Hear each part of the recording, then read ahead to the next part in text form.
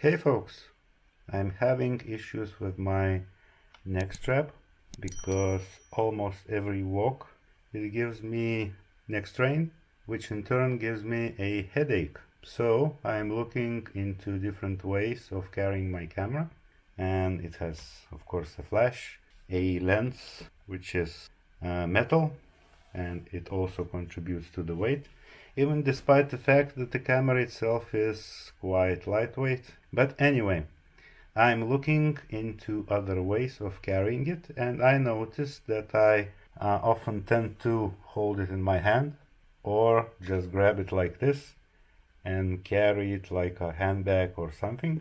So it shows that I don't need this thing at all, and I will probably dump it all together. And the first step is really basic and cheap, which is a wrist strap. And of course, you can buy those. They are not expensive, but it's not worth it. I would rather make it myself. And I'm suggesting you do the same if you are interested in this kind of thing. Actually, I made one already. Yeah, pretty basic. It's a closed loop. I'm not using any additional rings or whatnot, and it costed me less than €1, and I used for this one 3.2 meters of paracord, and it is 4 millimeters thick. If you want a heftier band, I think you should go for 6 millimeters. Just I could not find any close by. So let's make another one, because it took me 2 attempts to make this one, and I made a mistake on the first knot, which is crucial, and I will show you exactly how to not do that. This is the same 550, just a different color, same 4 millimeters, and I have prepared 3.2 meters of it. In fact, you don't have to use paracord. You can use any sort of synthetic nylon rope like this one, black one. I believe it's a bit thicker, but paracord should last a little bit longer. So the first step, fold your cord in even 2 pieces and leave about 8 or so centimeters out. If you want the final sort of result have a little bit longer end, a little bit danglier, you can leave 10 or maybe even 12 centimeters out. Now you take your 2 cords, make sure they are nice and even, try to not cross them out, and put them through your loop. Now pinch them with fingers, yeah, and put them through all the way. This will be basically our wristband, and we'll be making knots on these 2 inner cords. Now it's a good idea to sort of test fit. It's pretty much fine. Now put your right cord to the side and your left cord to the other side, right? We will take the right side cord and make a little loop, right? And bring it to the other side over everything, like so. See a little loop, and everything to the other side. Now take the original left cord, which is this one, and put it over the right cord.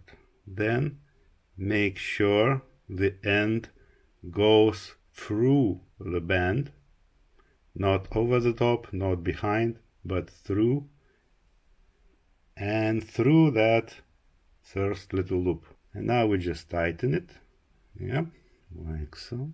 Now we should check these are nice and even, that they are not crossed out together, and we now can make a first knot. And from this point on, the further you will go, the easier it will get. Take your right side cord, make a little loop, put it through the middle, not behind, not over, but in the middle. Now on the other side, the same cord from the right should go over the left cord, over, and the left cord should go over everything into that loop. Now we should tighten it up. And you will see our first knot on the right side. See, the knot is sticking out, and on this side we have sort of nothing. The next step is you always do the side which has nothing. Not nothing. So we do the same. We take the left cord. Yeah. We make a little loop and push it through the middle to the other side. Now it goes over the right cord, and the right cord goes over the top, over everything, into that loop. Basically, we are tying knots on the base two cords. See? Tighten it up. Once again, take a closer look. We have two on this side and only one on that side, right? So we must go with this. We make a little loop, push it through the inside, Yeah. When it goes through, it goes over the other side cord, and that one goes over everything, over the top, into that little loop. And like so, we will be alternating sides until we go all around it. Okay, let's do one more. Now we should use this side because there's nothing, right? We make a loop and pull it to the right side, through the center, through the middle, yeah? And now the same cord goes over the other one, and that other one goes to the other side, the opposite side, through the top, through everything, into that loop. Now you can see where we are going with this. From time to time, make sure they are even, but it's no big deal because it goes up and down quite freely. So I will finish this off all around it and will show you the end result. And that's it, I'm done. One side for some reason is longer than the other. Now what I will do is just trim the ends on that side and on that side, and using the lighter I will burn them off and press them in with something metal. And that's it. The main idea is that it's tied on itself without any key rings or whatnot, and you cannot pull it out at all. Yes. And that's it.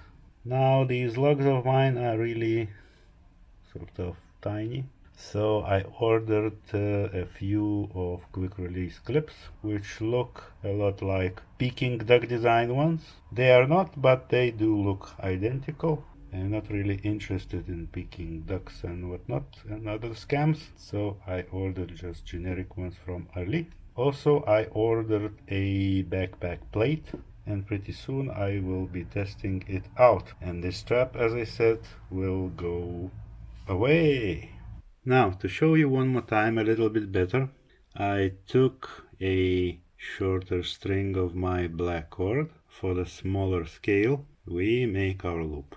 We take our bow strings, bend them, and put them through that loop, making sure they do not cross. It's just tidier this way. So they're inside through the loop. Now we pinch them. See? Inside through the loop.